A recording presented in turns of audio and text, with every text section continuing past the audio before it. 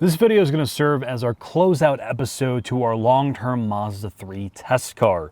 This Mazda 3 all-wheel drive turbo premium is a vehicle we've had for the last 6 months, and we put approximately 13,000 miles on it.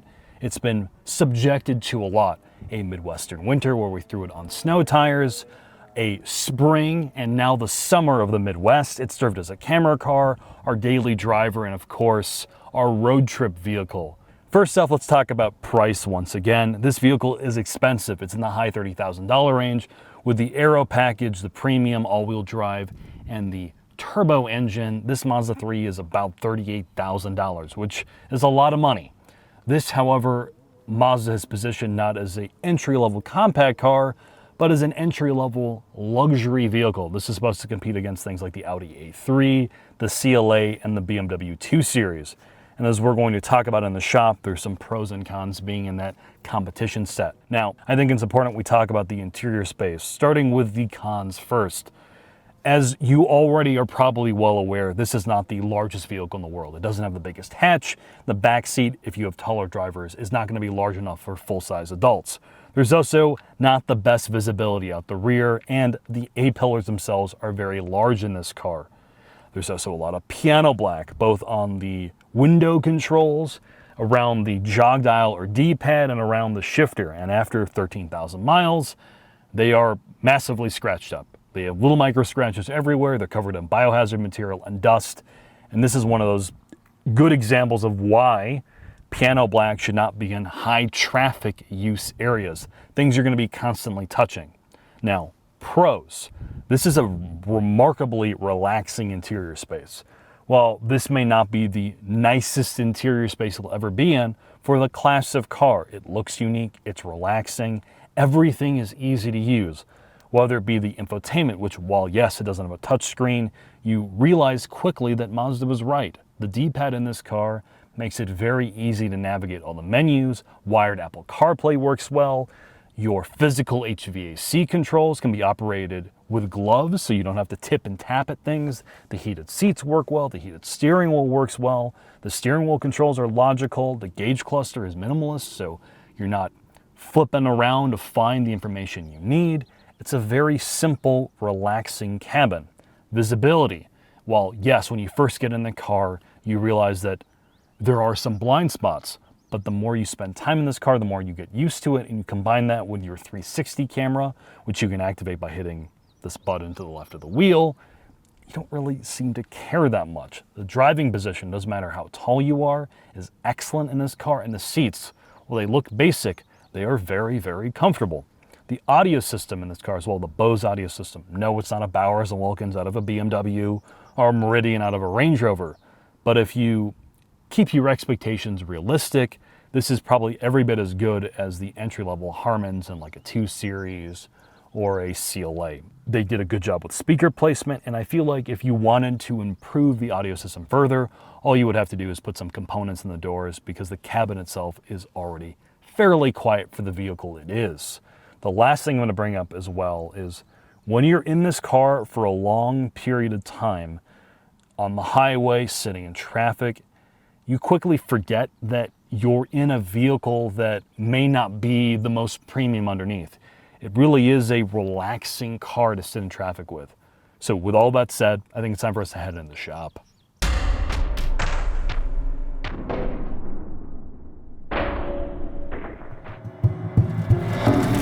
Never even give me a minute to get a lunch break.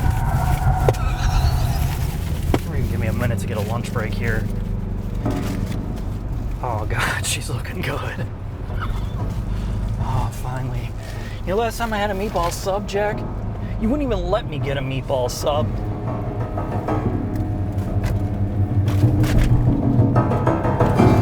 I didn't, don't turn here! This isn't, get out, turn around, get us back on the highway. I gotta get to Autobahn, my Ferraris are tuned up. With the schedule, maximum profits, maximum cars, maximum meatballs. I want TuxMats in every car, Jack. Every car. We don't get TuxMats, we're out of business here. I want you to call them. I want you to tell them there wasn't. I asked for 6 fucking meatballs here. They give me 5, and there's no sweet peppers on my beef. God damn it. This isn't sugar-free. I'm borderline diabetic, and they're giving me sugar ice cream. I want maximum dollars. I want TuxMats in every car, not just one, all of them. As an award-winning small business owner, there's a few enemies of mine. That's time, personnel problems, and dirty carpets in my cars. And having a guy like Jack, he just doesn't understand the bottom line of having a dirty carpet. I've instructed him multiple times, you gotta have TuxMats in every car. Because when I bring in some of my other family's children in here, even a car like the Mazda 3, it could be catastrophic for me at a car show if there's a meatball stain on the carpet or an ice cream cone stuck on the windshield. I mean, there's so many things that could go wrong in my life, and floor mats can't be one of them. And I suggest yourself, if you take a look at your life and take a look in your mirror today, what can I do? How can I improve myself? It's pretty obvious. If you're working with the factory carpet floor mats, you're running a high risk or a high probability of ruining your carpets in your car. And it's telling you from somebody with awards like myself that not having to deal with that allows me to think about my next trophy, my next engagement. So I hop over on TuxMats.com and I think to myself, what floor mats am I gonna order today? And I challenge you to do the same thing.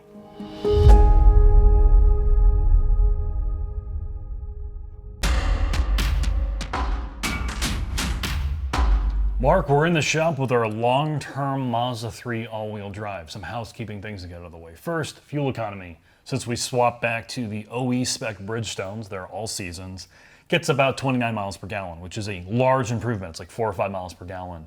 And the internal noise of this vehicle dropped dramatically. Now it's sort of in line with what you're hoping for from a entry-level luxury You're car. talking about from the Blizzaks, the winter Yes. tires that were on there before. Okay. The Blizzaks are amazing in the snow, but obviously they're a louder tire that does hurt fuel economy and handling. For the sake of getting you through our Midwestern winters, I would still recommend running snow tires on this car, despite the all-wheel drive, because you need to be able to stop in the snow, turn, all that other fun stuff.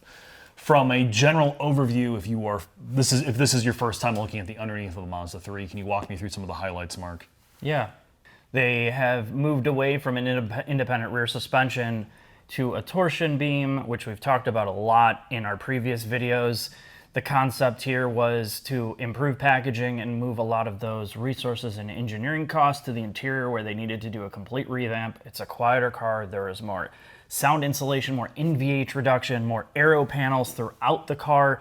It is a more softly sprung car, kind of deviating a bit from Mazda's philosophy of, being able to whip it around. So they've found some middle ground here in how they want to do things in terms of luxuryifying the Mazda lineup, and this was their first attempt at doing it. Yes, and to reiterate, the reason why this was never included in like our 5-way comparison test is this is not a hot hatch. This was not designed to be a hot hatch. It was not designed to be sporty outside of the way it looks. This is a entry-level luxury car, so it is softly sprung. You don't have adaptive dampers. It doesn't oversteer. That's not the kind of car it's meant to be. It's supposed to be a secure driving experience. All right, let's talk about the reliability part of this vehicle. During my 13,000 miles in 6 months, so basically I drove a year's worth of mileage in 6 months, the only thing that went wrong, other than rattles and squeaks, which solved themselves by rattling themselves back into place, was I had a infotainment error that had to get reset by the dealership. Here's the error code. It was essentially just a software issue. They updated the vehicle. It went away. The other things to bring up are general service costs. Despite this being an entry-level luxury car, it's still a Mazda, so it does not take a lot of oil. Your service costs are less than $100 in oil change. Tires, they're 18s. I think they're like $800-900 a set, which sounds like a average. lot. Yeah, but it's pretty about average. now, yeah. And then the last thing to talk about as well is your brake costs. They're really, really cheap. It's like $100 a rotary. Yeah, I think that's the thing with this car, right? They're trying to go up market a bit, like the luxury style thing, but your consumables and running costs are more closely related to an economy car. And I know if you're really on the budget side, and I know people that own this, they look at tire costs, they look at brake costs, then their heads are like exploding. This is so expensive, but it's really not. It's right in line with every other economy car or more affordable vehicle. It's just everything in terms of maintenance has gone up in terms of cost across the board. But it's still cheaper than like a BMW 2 Series, a CLA, and Audi A3 to keep on the road. But Mark, I think it's time for us to go take this for a quick drive.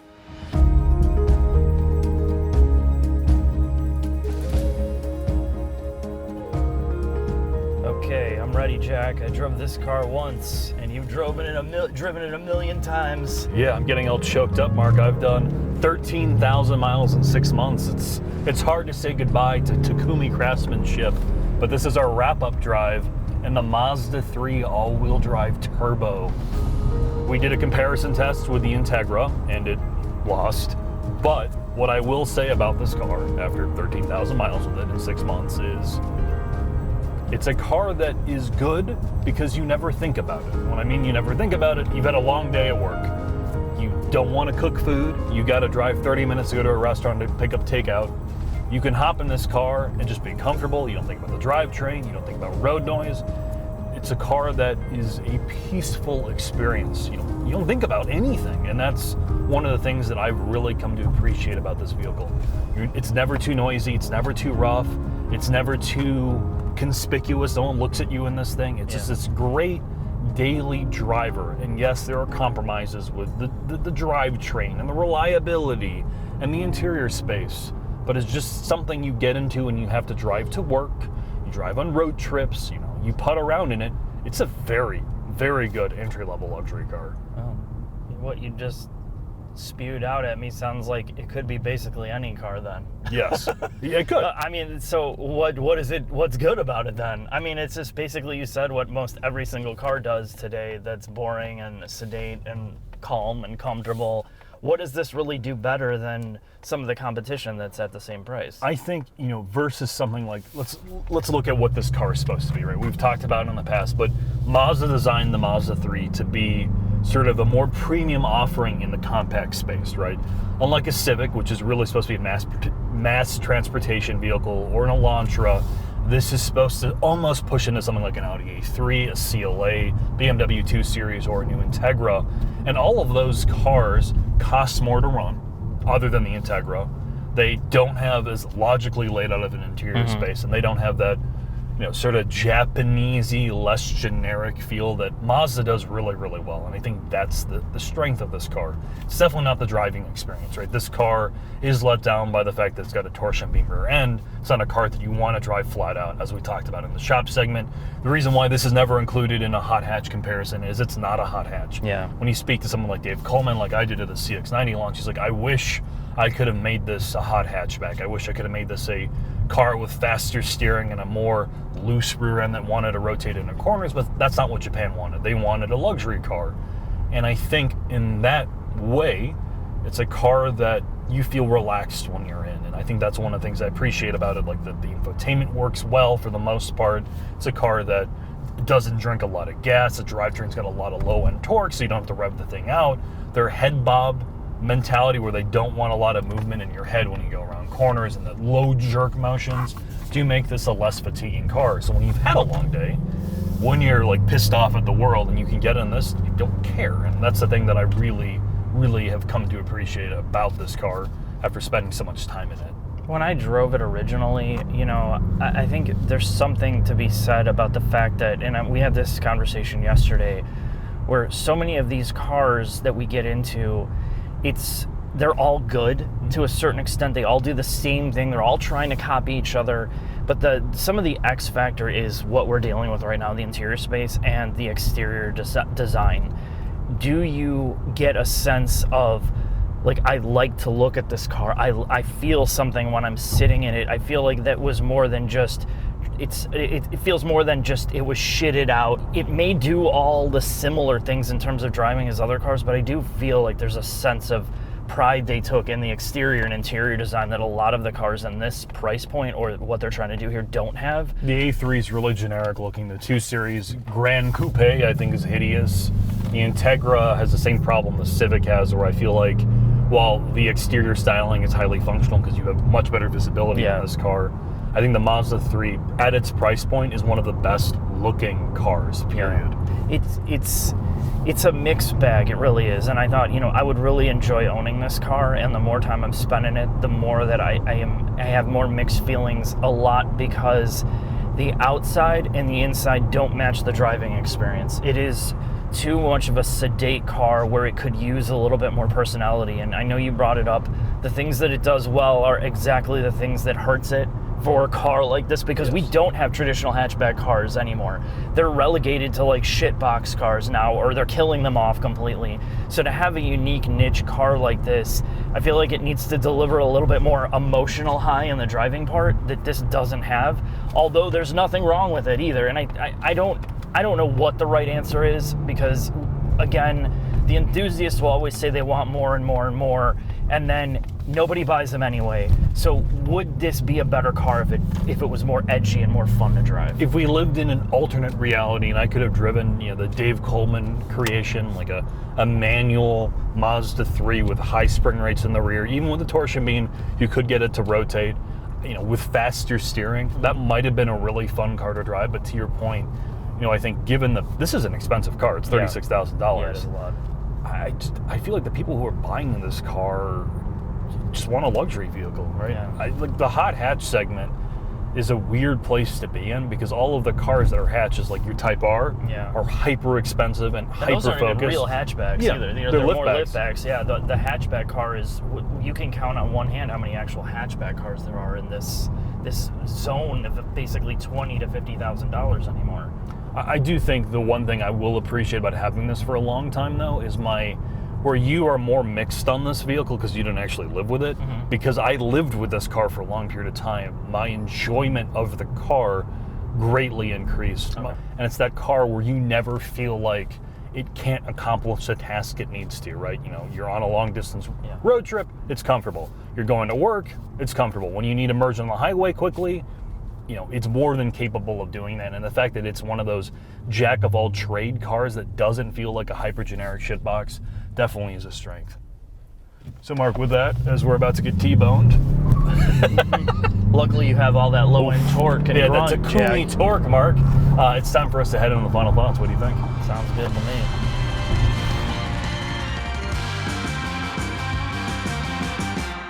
Final thoughts on our long-term Mazda 3 turbo all-wheel drive hatch.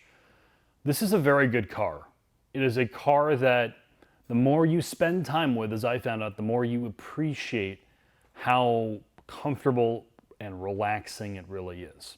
It, however, is a lot of money. As tested, this thing was like $38,000, which for a vehicle with a torsion bar rear suspension, non-adaptive dampers, and really an economy car-based architecture is a very, very big ask. And you have to be someone who's specifically looking for a car like this. This is essentially a Japanese Audi A3. And if you go into it looking for that, and that is your expectation in your daily driver, you'll really appreciate what this car has to offer.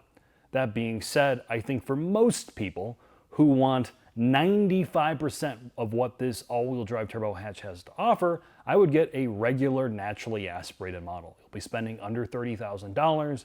You can get with a manual or an automatic, and other than the performance in a straight line and the all-wheel drive capability, you'll be getting the same package. And honestly, with snow tires, you'll probably be mostly as capable in bad weather, and you'll be getting better fuel economy, thus lower running costs. So with that, thanks for watching, and I hope to see you soon. This is a real high point. As someone who values... Shut it down! Last time the fucking garbage is full in this place.